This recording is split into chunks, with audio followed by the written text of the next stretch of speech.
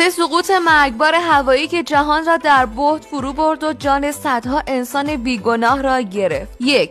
فاجعه فرودگاه تنریف در سال 1977 بزرگترین حادثه هوایی جهان زمانی رخ داد که 2 هواپیمای بوئینگ 747 در مه غلیظ باند فرودگاه جزایر قناری به هم برخورد کردند. این برخورد مرگبار جان 583 نفر را گرفت و یکی از تلخ‌ترین روزهای هوانوردی را رقم زد. 2. پرواز ایران ایر 655 در سال 1988 یک فاجعه تلخ که هنوز در یادها مانده، زمانی که یک هواپیمای مسافربری ایرانی توسط نیروی دریایی آمریکا سرنگون شد. متاسفانه این حادثه جان 290 نفر از جمله 66 کودک را گرفت و هنوزم که هنوزه در مورد دلایل این فاجعه تلخ ابهامات زیادی وجود داره. 3. پرواز مالزی 2014 MH17 این پرواز که از آمستردام به کوالالامپور در حرکت بود، بر فراز اوکراین که آن موقع درگیر یک جنگ داخلی بود مورد اصابت موشک قرار گرفت و همه 298 نفر سرنشین آن کشته شدند. این حادثه به یکی از تراژیک ترین نمادهای جنگ در دوران مدرن تبدیل شد. خاطره قربانیان این حوادث تلخ همواره در قلب‌های ما زنده است و با خانواده‌ها و عزیزانشان در این اندوه بی‌پایان سهیم هستیم.